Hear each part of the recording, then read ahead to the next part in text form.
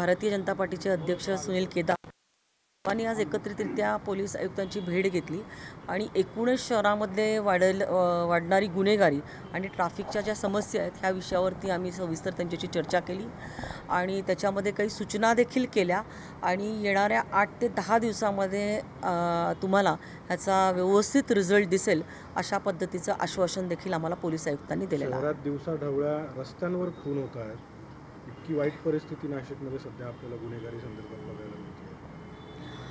हाच विषयाला घेऊन आम्ही सर्वजण आता पोलीस आयुक्तांच्या भेटीसाठी आलेलो होतो। काल मुख्यमंत्री महोदयांच्या देखील कानावरती आम्ही हे केलेलं आहे आणि आता पुढच्या कालावधीमध्ये म्हणजे सिडको आहे, सातपुरा आणि अंबड आहे, ह्या भागांमध्ये खूप मोठ्या प्रमाणामध्ये गुन्हे घडत आहेत।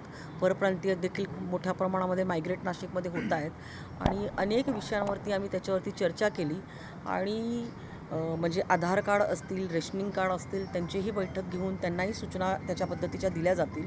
परंतु बाकी इतर सर्व पोलीस स्टेशनचा जो काही फोर्स आहे तो निम्मा ह्या सातपूर, अंबड आणि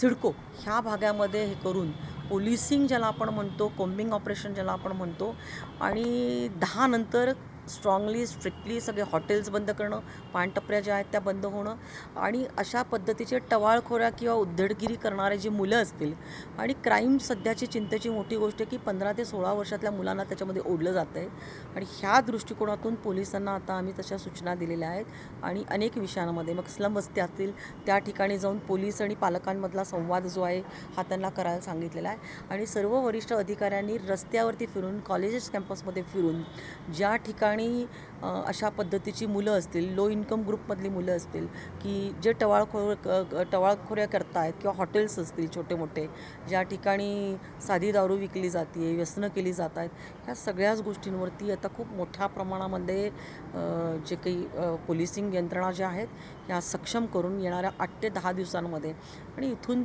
पुढच्या कालावधीमध्ये चिंतेची गोष्ट अशी की किरकोळ वादामधून सिगरेट घ्यायला गेला म्हणून त्याचं खून होते। परवा तर जे आपण बघितलं असेल की कुठंतरी गाडी पार्किंगच्या विषयावरून तो वाद होते आणि अशा विषयांमध्ये ज्या काही अशा गोष्टी घडत आहेत मग त्याची कारणं काय आहेत हे सगळी त्याच्यावरती शोध घेऊन काही विषयांच्या बाबतीमध्ये त्यांना ज्या काही अडचणी आहेत पोलीस डिपार्टमेंटला त्याच्या देखील चर्चा माननीय वरिष्ठ मुख्यमंत्री महोदयांच्यापर्यंत पोहोचवून ह्या सगळ्या विषयांच्यावरती जे आहे ते एकूणच नियंत्रण आणण्याच्या दृष्टिकोनातून आज आम्ही त्यांची भेट घेतली। किरकोळ कारणातनं खरं तर खून सारख्या घटना घडत आहेत, मात्र कुठेतरी राजकीय वर्चस्व वादातनं देखील शहरामध्ये गोळीबाराचा प्रकार असेल, हत्येचा प्रकार असं घडत असल्याचं पाहायला मिळतं। त्यामध्ये प्रत्यक्ष 2 माजी नगरसेवकांचा सहभाग आढळून आलेला आहे।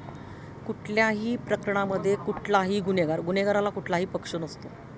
गुन्हेगार हा गुन्हेगार, जर कोणाच्याही कटामध्ये जर कोणी त्याच्यामध्ये दोषी आढळलं गेलं, त्याच्यामध्ये राजकीय वैर असेल किंवा कुठल्याही गोष्टी असतील तर गृह खातं जे आहे माननीय मुख्यमंत्री महोदयांकडे आहे, त्यांच्याकडे ह्या सगळ्या गोष्टींची माहिती निश्चित स्वरूपामध्ये त्यांनी घेतलेली आहे आणि येणाऱ्या कालावधीमध्ये ते देखील त्याच्यावरती कारवाई करतात। खरं तर 2 माजी नगरसेवक आहेत, त्यामध्ये एकाला हत्येमध्ये तर दुसऱ्या हत्येच्या प्रयत्नात अटक देखील झालेली आहे।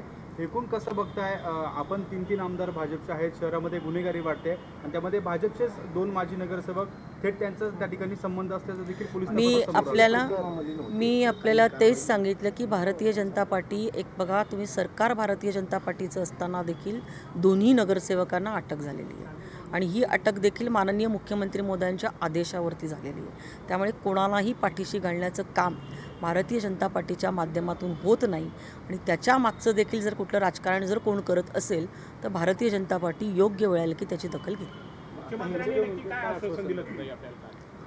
मुख्यमंत्री महोदयांचं निश्चित सगळ्या विषयांमध्ये लक्ष आहे। त्यांनी पोलीस आयुक्तांना देखील तशा पद्धतीचे आता आदेश दिलेले आहे आणि पुढच्या 10 ते 15 दिवसामध्ये आपल्याला सगळे विषय दिसतात। 2 दिवसांपूर्वी शिक्षण मंत्र्यांनी स्वतः या ठिकाणी येऊन भेट घेतली होती पोलीस आयुक्तांची, त्यानंतर आपण या ठिकाणी भाजपचे शहरातले सर्व आमदार आले।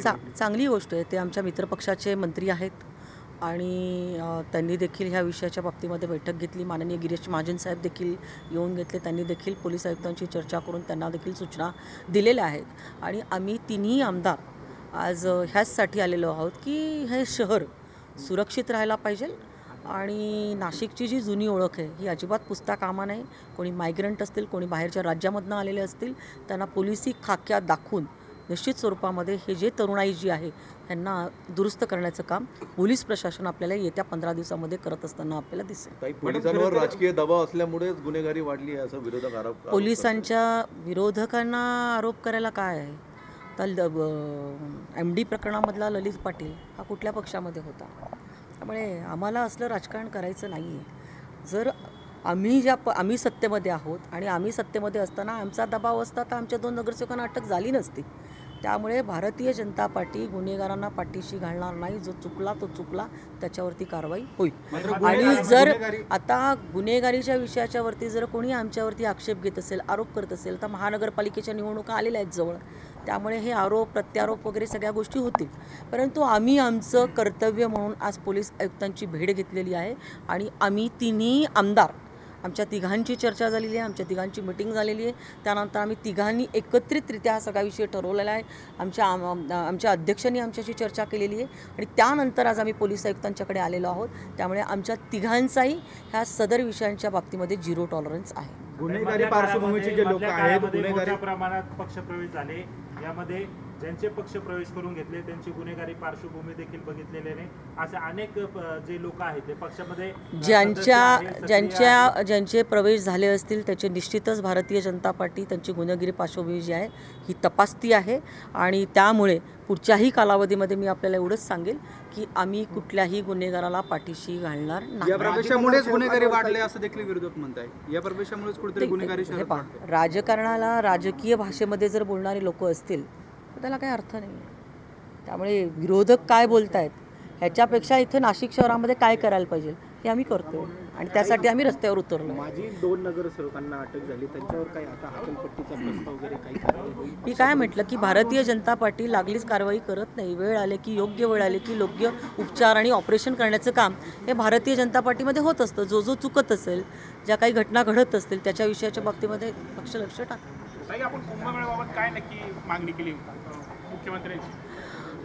रस्ते जे आहेत, रस्त्यांवरती खूप मोठ्या प्रमाणामध्ये आज खड्डे झालेले आहेत आणि अनेक दिवसांपासूनचा म्हणजे रस्त्यांसाठी जो निधी जो आता सिंहस्थासाठी दिला जातो आहे त्याच्यामध्ये वाढ करायला पाहिजे. निधीसाठी, रस्त्यांच्या दुरुस्तीसाठी आणि रस्ते नवीन करण्यासाठी, त्याच्यासाठी आम्ही देखील माननीय मुख्यमंत्री महोदय आणि माननीय कुंभमंत्री गिरीश महाजन साहेबांकडे मागणी केलेली आहे.